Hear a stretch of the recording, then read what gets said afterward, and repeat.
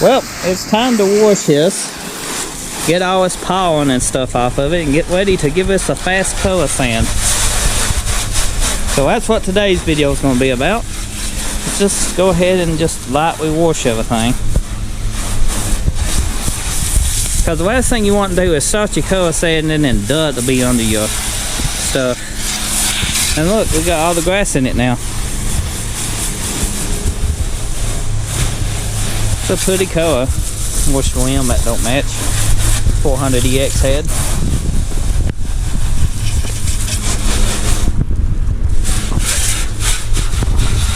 Oh, if you're new, you might not seen the stripes we put on it, or if you ain't seen a video of this car in a while.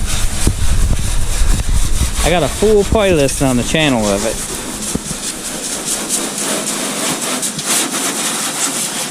Then we're going to take a microfiber or something and just wipe this down and spray it off a couple good times. Just make sure this paint is extra clean. Because I don't feel like having to buff scratches out of it, other than what I put in it with the sandpaper. Last thing I need is a piece of like dirt or something under it and just scratch the whole side of the car. Oh, you might not think we put a bump on it.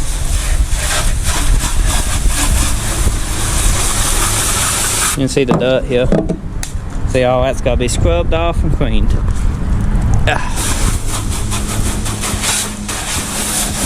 Take a look at this paint after the first washing this car's got. We have pretty much zero orange peel about it, just very light.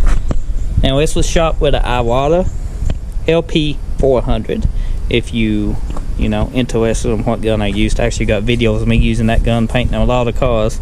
It's an older, Iwata, but I love it because I move kind of fast. It's kind of hard the gun to get used to if you're used to other guns, because you move pretty fast with it, and I like to move fast. So if I didn't have these duck nibs in it, feel these duck nibs, I wouldn't even buff this car.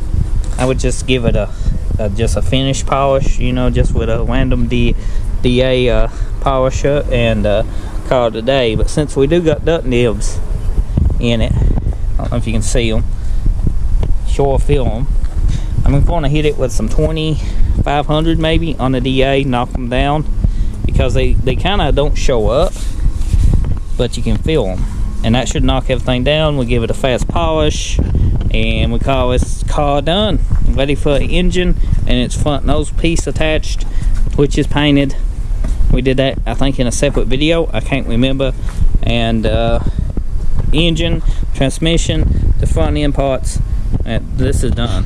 The inside has also been detailed, cleaned up.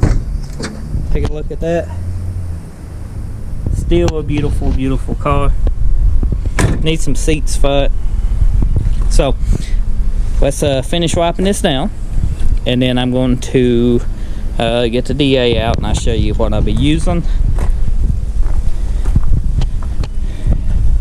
Stripes look perfect, don't they? They look good. What do you think? I need to get that top of the roof. I done had a few little sags, and we done got them out in places. Right here and here. We painted this door in a previous video. Had a sag that was pretty bad, and I made a video of me trying to get it out, and I had to end up repainting this door. We blended, and you can see it turned out great. Lower patches we put in a previous video. There's a lot we did to this car. This was a fun build for the channel, and I'll be happy to just say it's complete. I need to put the trim on it. The tools I'm going to be using today is this random over door sander. It's a 5-inch. It's fine. You can use it. If you ain't got air, you can polish your car. Just make sure you get one of these random over door sanders. Gotta be random. This is the interface pads. I got 2,000, 3,000. I'm going to use 2,000 on it because I think it's plenty enough for as smooth the paint is. And you can use air, but this one does just as fine. I don't feel like firing up the noisy air compressor today. So They do make these in electric. This is Duat. It's like $100. Very good. You see me using it a lot in my videos. And yeah, I'm gonna wet this and then just go to sanding. You don't want to stay on the edges. You don't want to stay in one spot too long. You know, the more clear coat you put on your car, the more, you know, you got to work with. So if you think you're getting thin, put some more clear coat on it. If you got a spot you ain't happy with, and then rebuff. It's the best advice, because if you burn through, you got to blend. Well, it's better just like, oh, well, there's a duct nib not coming out. I'm getting pretty thin, I feel. When you say that inside your head, just go ahead and mask the car off. Clear that one body panel if you have to. Or we clear the whole car if you want to. Just flow coat it. And then buff it down again. And all your spots should come right out. Some people does this dry. I don't recommend it. I recommend using either Dawn dish soap with this on a spray bottle or a water hose.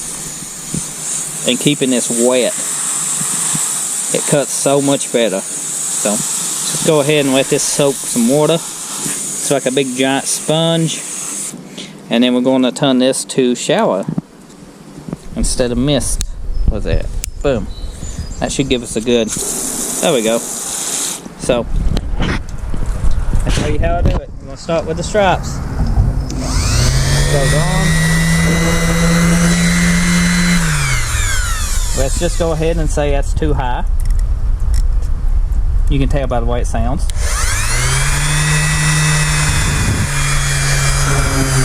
That sounds about right. So we're going to take our time and gently polish this out. Well, sand. Now you can squeegee this dry and check your area. I do this little spot and then I squeegee it and then we can check it. Turn this up a little bit more. Find the speed dial. You just let the weight of the tool, you don't have to press down, just let it do its thing.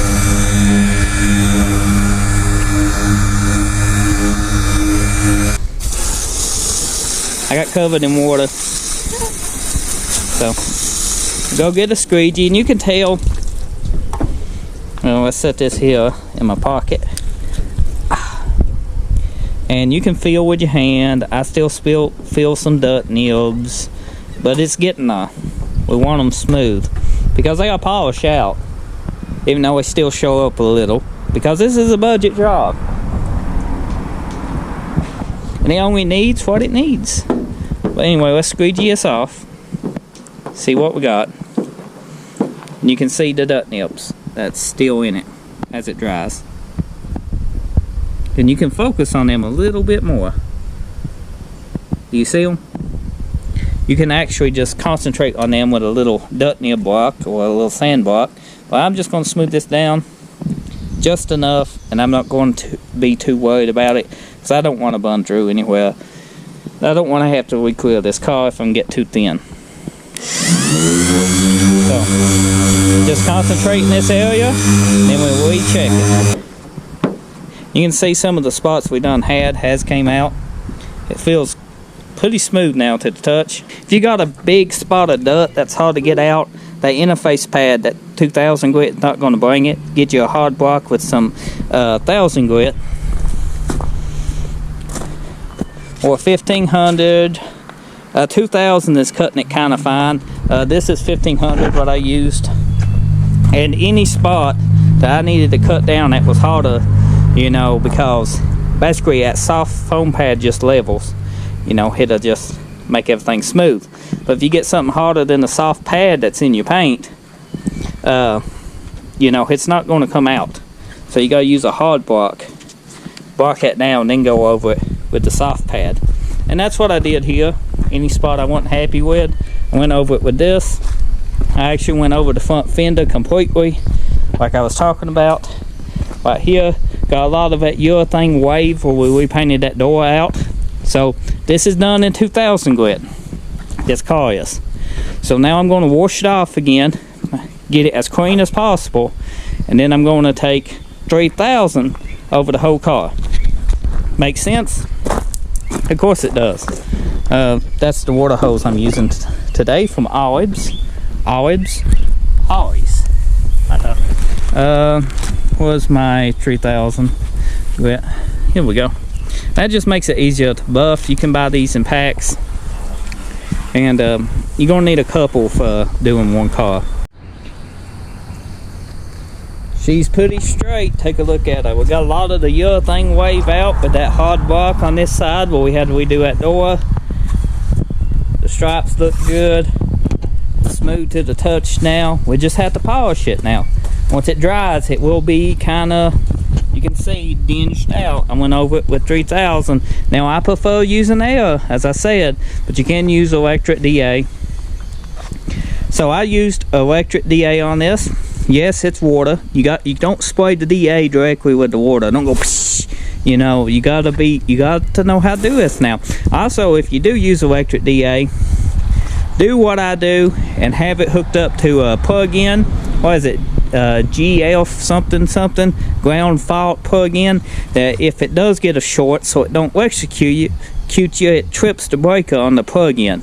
Something to look into. I run them on all my fish tanks, anything that basically I use tools or anything on. Just, you know, I'm still kicking. Just be mindful of that when using you know, water. And I'll be able to tell if you didn't watch the video, because you're probably like, oh, he's gonna get electrocuted.